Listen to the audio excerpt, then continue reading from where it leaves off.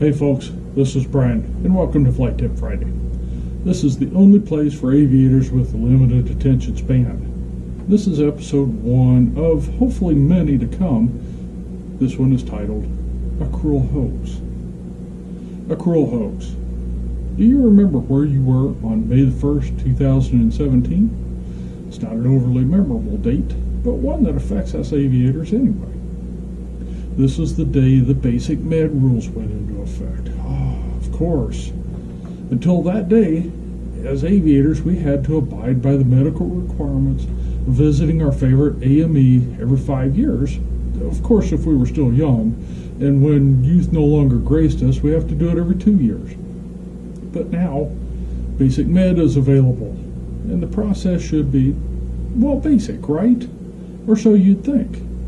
In fact, the only thing that's basic is the FAA-approved medical assessment course. This part takes about 30 minutes and is no big deal if you've been flying for any length of time. Next, basic med requires a physical by a physician who has read the FAA guidelines and is willing to certify that he is not aware of any medical condition that, as presently treated, would interfere with your ability to safely operate an airplane. Now, if I'm a physician and I haven't had any FAA training on the subject, I'm not sure I'd be too quick to jump up and sign that certification. Now, at this point, you're probably starting to come to the same conclusion I did. Why not just go to an AME and get an FAA medical? It'd be a whole lot easier, don't you think? When it comes right down to it, the disqualifying conditions that will keep you from passing a third-class medical are the same ones that keep you from using basic med. Okay, let's say just for giggles, you want to press on with basic med. There are limitations that you must adhere to. First and foremost, you must have held a third-class medical previously. So, you got to get a third class anyways before you can use basic med. And that said third class medical cannot have been revoked. So if you've never had a third class or better, you have to go through that process anyways. So now on to the flight restrictions. There are limits on the size of the aircraft you can fly. The aircraft must be certificated for no more than 6 seats.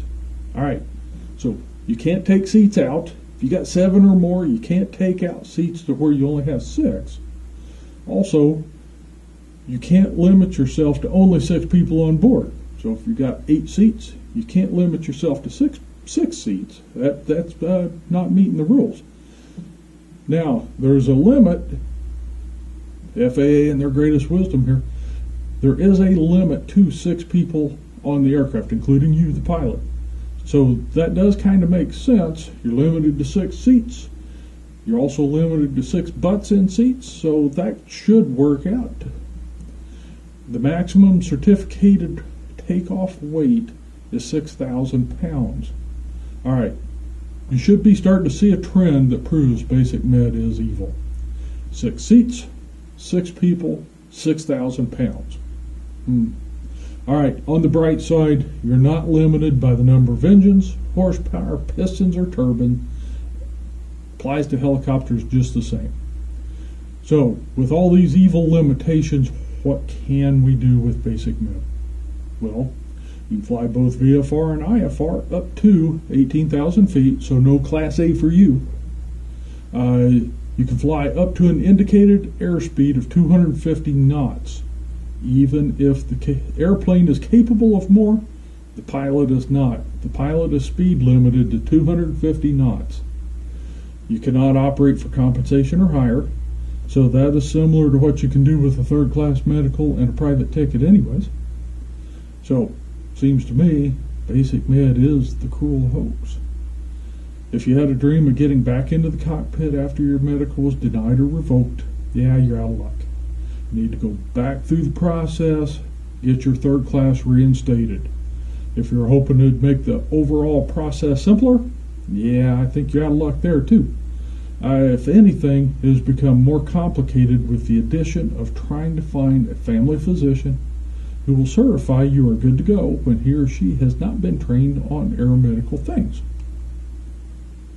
So, if you have any experience with basic med, please share it in the comments below here on the YouTube page for the benefit of the community. Fly safe and fly often.